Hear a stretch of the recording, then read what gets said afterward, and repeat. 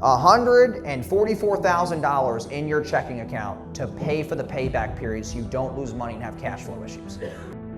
Now this is more higher level stuff, but like this is like cash and runway. I talk up more about this in the boardroom and stuff. Now let's say he wants to hire another salesperson. How much money does he need to have in his bank account? What other products, services, or ascensions can we get to make up for that lost money?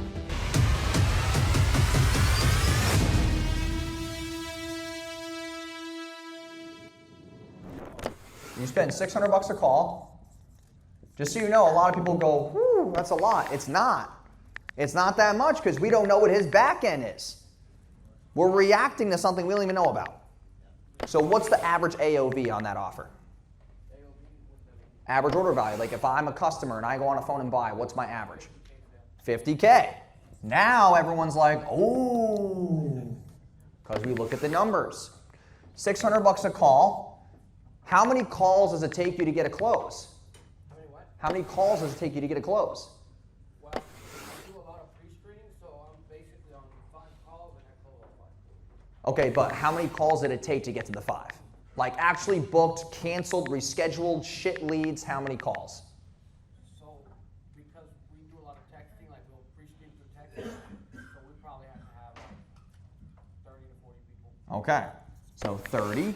We'll say 40 because we look at like just the law of diminishing returns. 50 calls times 600 that's $24,000. He's paying $24,000 to get a 50K sale. That is not bad, but here's the issue. Your CAC to LTV is not high enough. So we have to get 24,000 times 4. That is $96,000. We got to get that in about X amount of days for a payback period. So what does that mean? If we're missing out on 50K to 96, that's a $46,000 payback. Sorry, shit. Yeah, it is. $46,000 payback. I got to look at how much time that's going to take me to get that $46,000. Let's say it's 3 months. Times this by 3, you have to have $144,000 in your checking account to pay for the payback period so you don't lose money and have cash flow issues. You all have to know what your payback periods are. Now this is more higher level stuff, but like this is like cash and runway. I talk up more about this in the boardroom and stuff, but like you got to have this amount of money so that he can keep spending money. Now let's say he wants to hire another salesperson.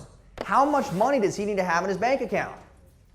He wants to hire 3 salespeople, 2 salespeople. He's got to have $288,000 in his checking. He wants 3 salespeople. He's got to have $430,000 in his checking, or what we call running cash. So you have enough payback periods because now you're tripling your call volume. Let's say he was paying $600 a call, and he gets 1 call a day based on 30 to 40.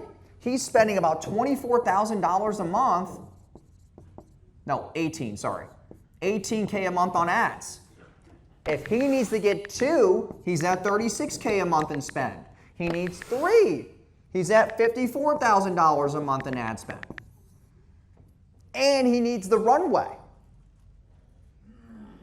It's all in the numbers. Okay? Now what does he have to do as far as constraints? He's got to sit there and go, dude, we have to make $46K off them. What other products, services, or ascensions can we get to make up for that lost money? And if we don't have that, if he decides to scale, I might be wrong, but argue between like 3 and 7 million.